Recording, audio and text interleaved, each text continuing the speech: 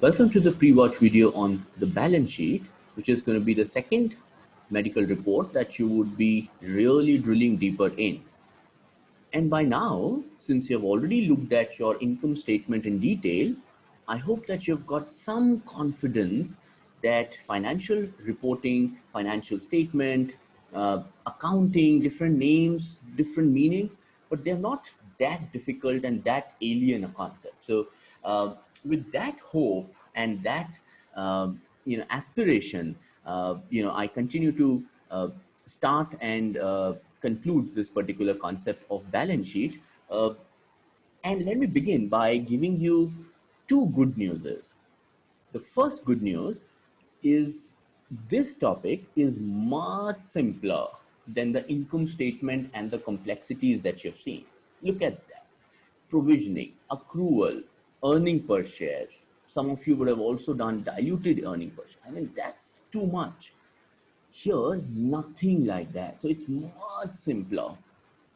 Second good news is, and as equally, a happy moment, that this concept is perhaps one third in terms of the length and breadth. So it's much shorter as well.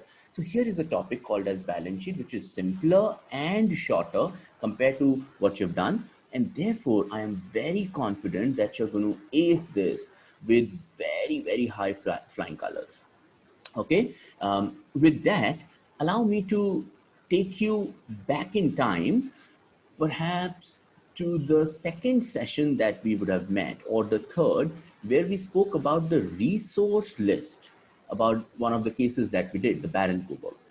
And there we have made a resource list at the opening of the harvest season and one of that at the closing of the harvest season. We did it for two farmers, Ivan and Frederick, but even if you have done it for one, the point is that that's that's the basic structure. The point is that clicking a photograph has always been easier than making a video. The point is that you're going to talk just about the assets, liabilities, and capital. Asset is future benefits, liabilities are future obligations, and the equity is perhaps the difference between the two. So it's going to be very, very fair, and it's going to be. Let me put it that way. Sometimes I'll have to create a bit of theatrics to make it a little difficult. It is that simple. So people, all those who feel, typically the people who are from non-commerce background who feel that we started with a general foundational part where we thought that it's easy, but then income statement come over and then it was very difficult that some of the points were really tricky, and then are we really being betrayed? Is it really going to be that difficult? This concept of balance sheet is the one for you. Very simple and straightforward. Okay, so go back in your memories and tell me, how did you make that resource list? You created a list of all the resources that the business had, and you just had put a value against them. That's it. Okay, so I'm going to take you to the statement that you already have looked at once. And after that you will feel relatively more confident. I'm not sure whether you would remember the figures as well, but at least the names of the assets that, in context of the Baron Kuber case, that we had used. So we had put ox here, we have put land here, we have put plow here. Remember, we had done all of that. We had put fertilizers and seeds here. We had put bushels of wheat here, like cash in hand. Account receivable was something that wasn't there, but account payable was certainly, was there. Fedor, that existed only in case of Ivan, and we really drilled it deeper as to when does an obligation arise, when we take a benefit from them and we don't make a payment for it. So that was a structure that we had spoken about and we have discussed about, we've debated about a couple of times. You're also aware that these are some of the non-operational, non-business, whether long-term or short-term, I don't care, but these are outside the business assets that you've purchased. Not necessarily that every business would have done it, but more often than not, you're going to find that. Then we also know something called as intangible, which is a patent or a trademark or a copyright. And we have, I've beaten my furniture enough to give you that sound. Do you hear that? You could hear it because I could touch it. That's tangible nature of the asset. Okay, but here is my PPT. I can't touch it. That's intangible content. The video that you're creating, that's intangible. Yeah, the value you can feel, but you can't touch the content. That's intangible. So all the singers, all the authors create some mark of their own, trademarks, copyright, different names. Let's not get into the details of it. That's intangible. One of the famous intangibles, perhaps you would have heard, is goodwill.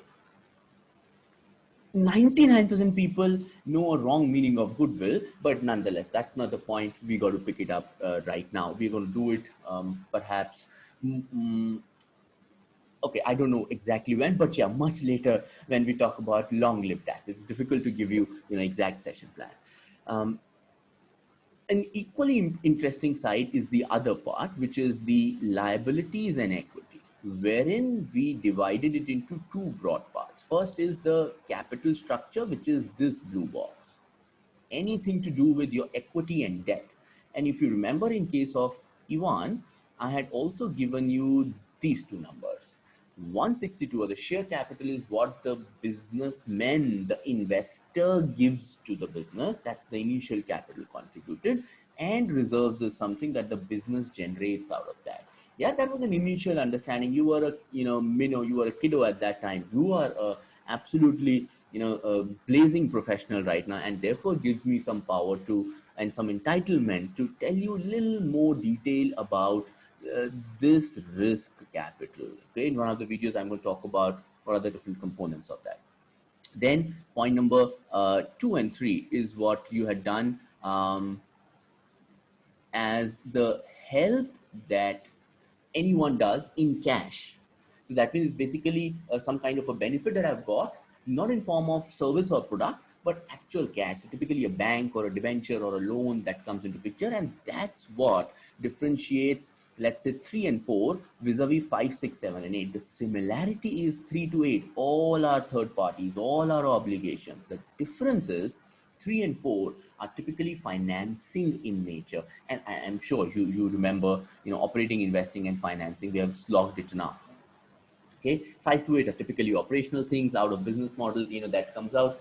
Typically, you would find, and don't hold me, till the last decimal, but you're going to find 5 to 8 following a similar pattern within an industry. So Vodafone vis-a-vis Airtel will have similar pattern of 5 to 8. Jio as well.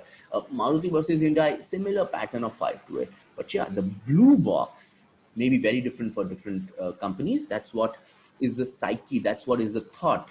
How would you want to finance your business? It may be very, very different. Okay. That's what was the initial point, and this is what I would want you to memorize all 6 of them. One of the ways I can tell you is that you can do it if you perhaps make pairs. So you can do these two together, you can do these two together, and perhaps 5 and 6 together. I'll tell you what's the logic behind it. Okay, I want to just pause the screen right now, read all 6 of them. This is perhaps where the application in the live class is also going to come in, where I'm going to give you few assets, and I will make you choose which valuation base will fit the best in that context. But hey, what's the valuation base? Looks like a very complicated phenomenon. It's not. It's not a concept which is really, going to go overhead.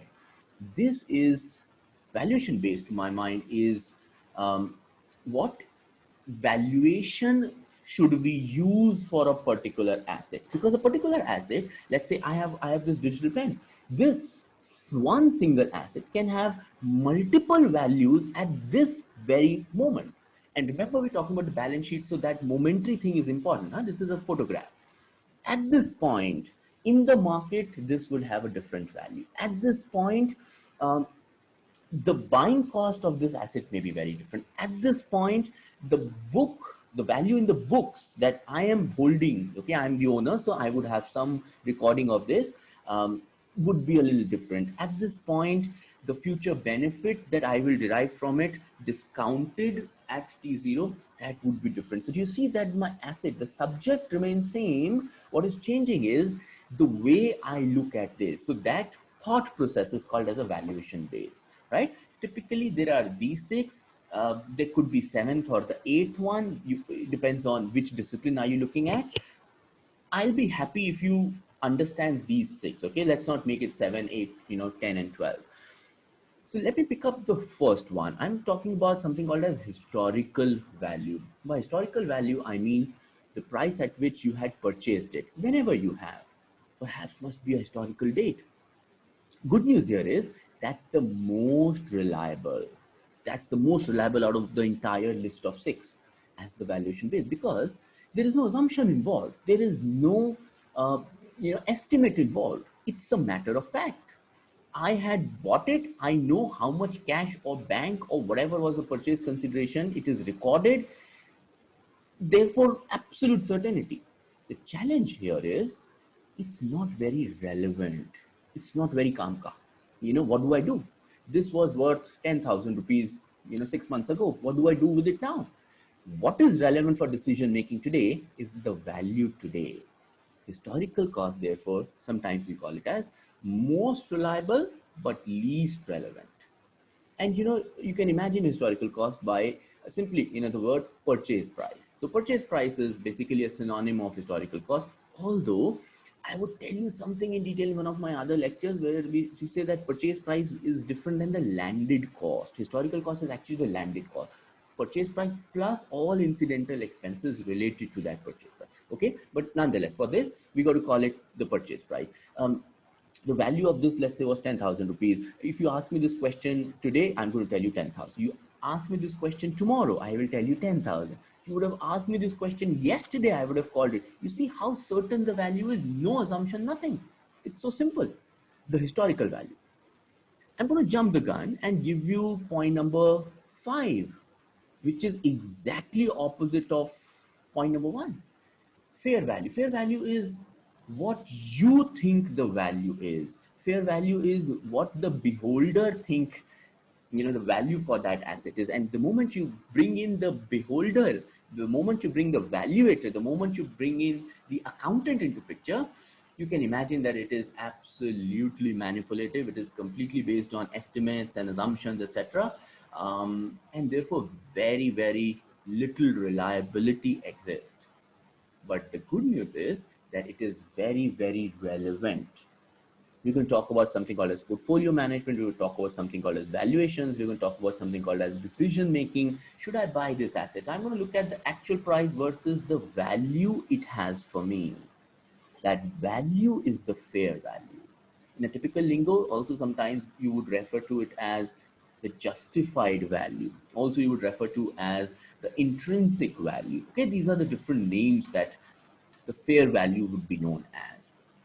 Let's look at the sixth right now. I'm not going in a particular order. Okay. Point number 6 is in context of an asset, which is going to be giving me a future benefit. I am going to plot the future benefit, make assumptions about the cash conversion of that benefit whenever that will happen, and then I'm going to discount the value. You know what is the discounting? Okay, bring a future value to the to t0 where you're standing. So this is called as the present value of an asset. So let me give you an example. If I'm holding a share or or an investment, I believe that after a year it's going to give me 10. After the second year it's going to give me 20, and after the third year I'm going to sell it for 100. Now, these are the future cash flows that I think this equity share as an investment is going to give me. I'm the investor right now. I'm going to discount this 10 for a year, 20 for 2 years, and 100 for 3 years. Let's say I get a number of 97. Okay, that 97 is the present value of the share which I am holding right now. That may not be the price at which I would have purchased it. This is right here, purchase price. Okay, you see that present value is completely different. Had it been a liability, the only change that will happen is these would be the obligations. Imagine this is a bank loan. You have to pay 10 rupees after a year, 20 after 2 years, and 100 after 3 years. What's the worth of the bank loan in your life today? That's 97. Okay, now 97 is perhaps an approximation, but that's the present value of an asset or a liability. With this done and this done, let me give you point number 2. I bought this for 10,000 rupees and it has a life of 5 years. This 10,000 rupees over a period of time will be used, and the usage cost is what you and I know as depreciation. So what I'm going to talk about is the value of the asset today after charging depreciation till date. So imagine per year usage cost is 2000, 10,000 divided by 5, and I have already used it for 3 years.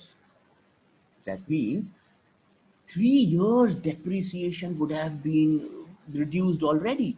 So 2000 into 3, 6000 is the total depreciation or the total usage cost by which it would have reduced. The value of the asset would be 4. Where am I talking about? In the books.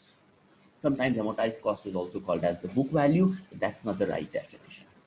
Book value is any value which appears in the book, and you can use all 6 bases, a choice out of all 6 bases to do that. So therefore, if an accountant for a particular logic decides to follow fair value, then fair value becomes the book value. Book value is not a separate measurement tool. Book value means a value at which you are writing it in the books. That's it. Okay, that's your amortized cost. As you can imagine, amortized cost is going to continuously follow a definitive pattern, and the reason for the fall is the usage in context of the assets.